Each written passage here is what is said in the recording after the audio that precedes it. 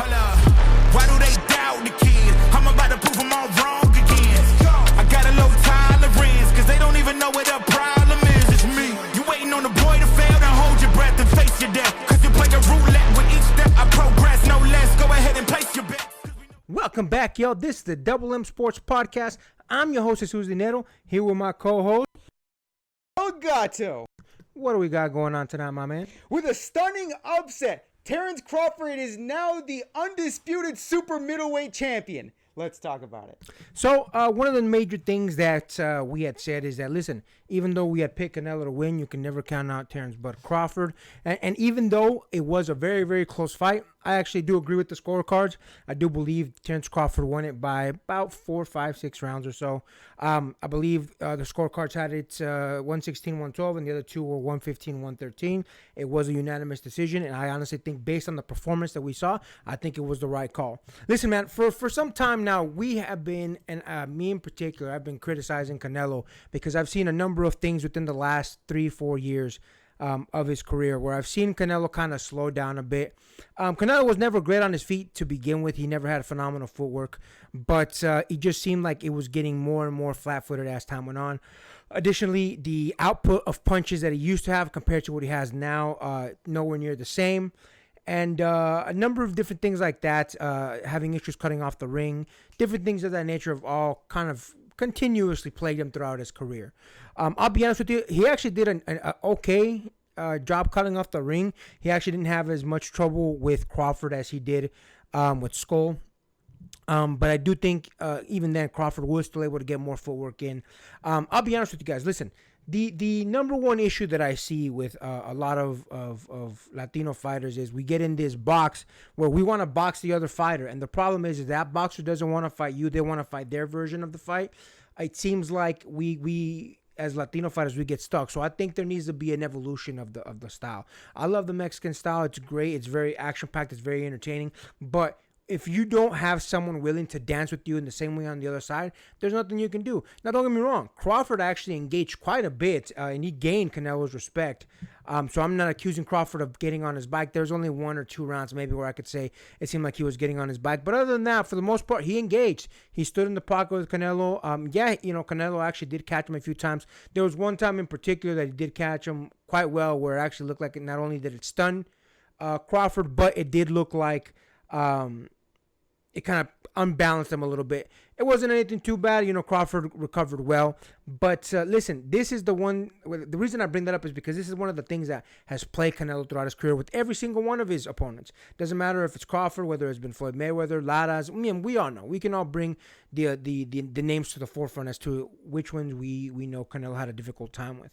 And that's why I think at this juncture, I just have to call it as it is, man. I think the Canelo era is over. I think for a long time, Canelo was very dominant. Canelo was very good at enforcing his will, but again, because of the slowdown in his feet, because of the slowdown in his output when it comes to throwing punches and whatnot, I think unfortunately, I don't think he's ever going to be at where he was at his peak. Obviously, I think, don't get me wrong, Canelo has earned the right to be able to take it easy, to be able to maybe pick and choose his opponents, all that type of good stuff. But with that becomes the honesty of, that's perfectly fine. You can certainly do that. It's your career. But we have to be honest about the future of the business. The number one thing that I always want to do on this channel is I always want to be honest about the facts. And listen, it was a close fight. Doesn't matter what anybody says. It was absolutely a close fight. But I do think Terrence Crawford definitely earned the W. I think everything that he put together, I think not only did he choose to get on his bike at the right moments, but when he did engage Canelo, I do think he was getting the better of Canelo. I think he was counter-punching. Anytime that Canelo would land something crisp, Crawford would be right there to counter back. I think overall, the body of work that I saw tonight, I do think that Crawford did deserve to get the win, and I'm glad that he got it because he's now made history as the only fighter to be undisputed in 3 different weight classes. Shout out to him. And I think because of things like that, I think we have to be honest about the future of Canelo's career. Now, don't get me wrong. Canelo said, hey, I feel perfectly fine. Nothing wrong. He didn't get hurt. And that I believe. I believe Canelo does have one of the best chins in the game. And there was no point where I saw, he's hurt. Yeah, Crawford caught him plenty. But there was nowhere where I saw, Canelo's about to get knocked down. He took all the punches well. But that doesn't make you a phenomenal fighter. And I think the crispness of where Canelo was at one point. I don't think he has that anymore. But again, listen, he's entered legend status. Whether people like to admit this or not, he didn't need to take this fight. He took it, and he took the L at the end. But nobody can give him any shit because he did in fact take the fight. Listen, with that being said, we got to be honest about it again. There's too many issues that I've seen come up for Canelo. Slow feet, less punch output.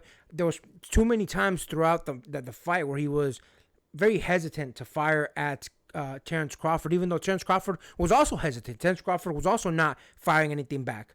So he gave Terence a chance to think out what his next move was, and that's the worst thing you want to do with someone like Terence Crawford.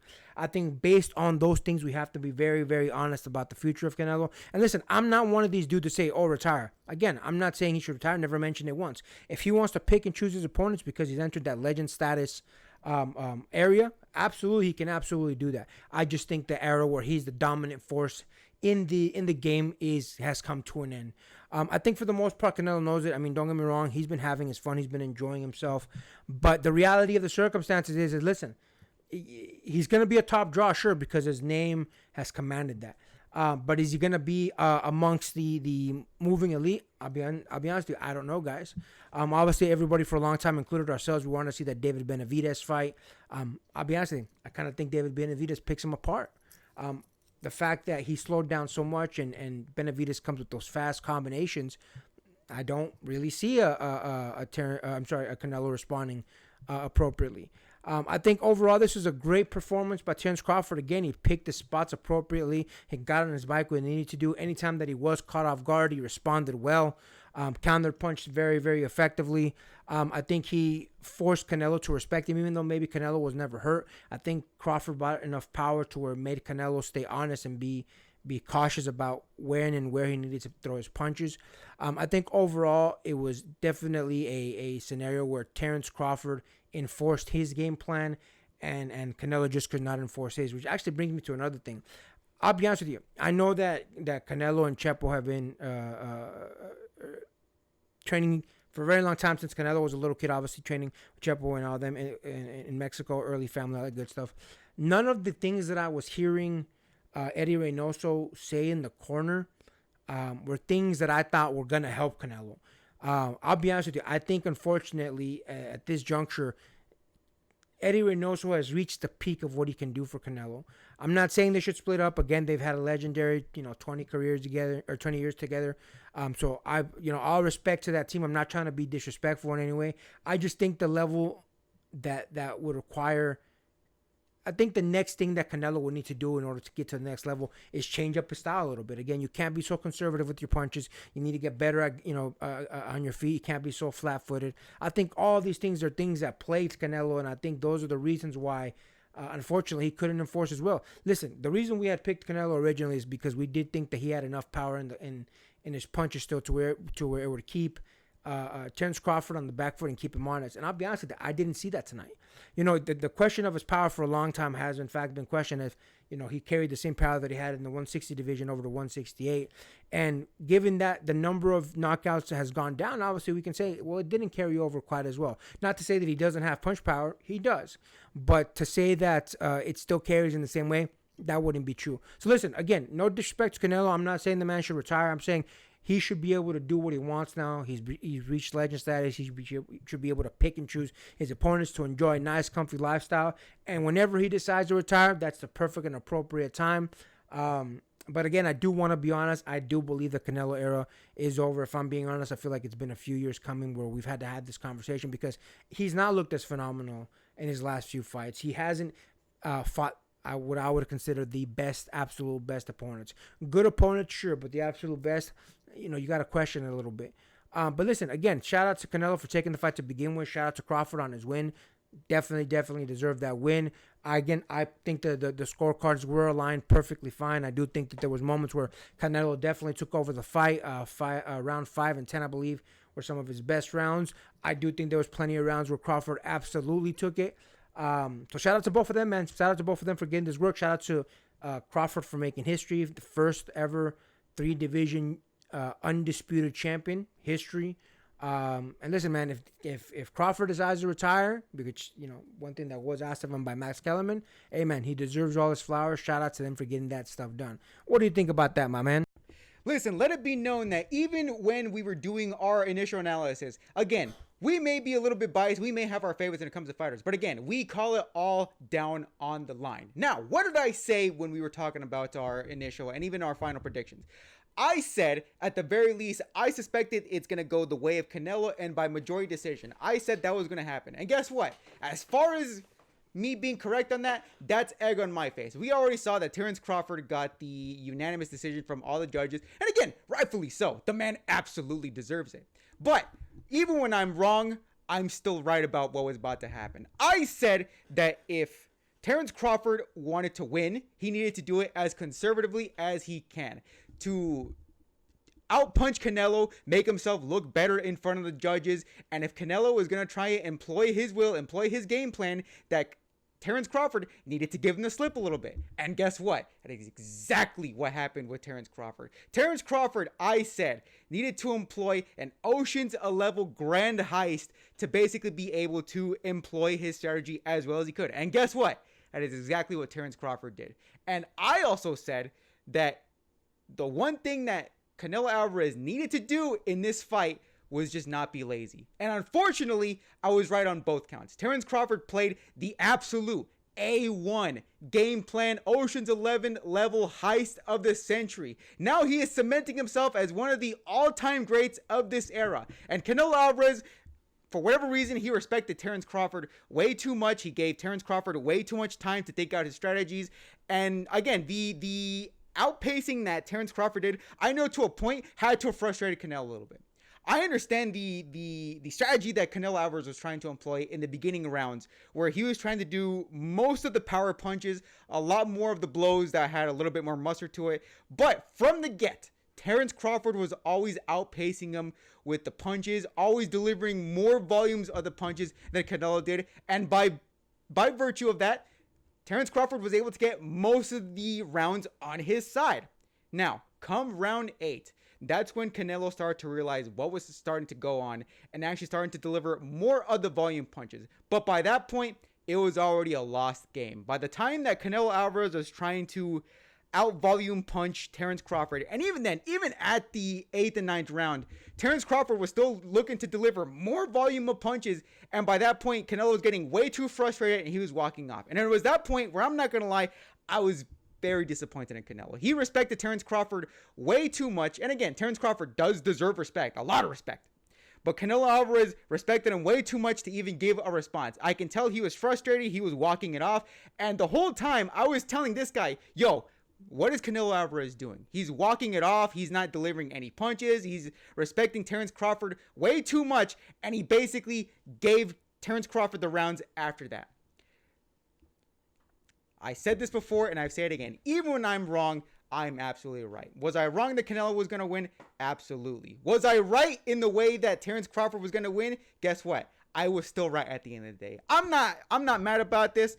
I'm more disappointed in Canelo Alvarez, but I am happy for Terence Crawford. I think after this fight, the question of who is the greatest pound per pound ever right now, I know it was Usyk and Terence Crawford. I think after this fight, it's cemented. Number 1 is Terence Crawford. There is no doubt about it, no question about it. He is the number 1 pound per pound fighter of this era. Yeah, man, I couldn't agree with you more.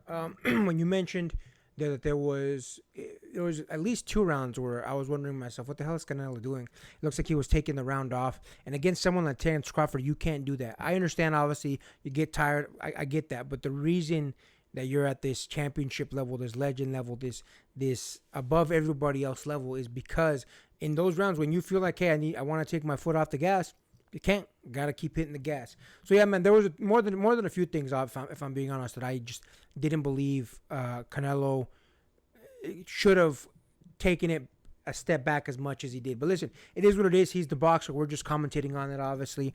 But either way, proud of both of these dudes. Again, Canelo didn't need to take this fight. He said it himself. He's here to take risks, which is something we love to see of boxers because Let's be honest, for like maybe quite a while now, a lot of boxers weren't taking that risk. So I'm glad to see that he's still willing to do that even this late in his career. Same thing as far as Crawford, man. Shout out to him. Obviously, he's made history now. 3-division, undisputed champion.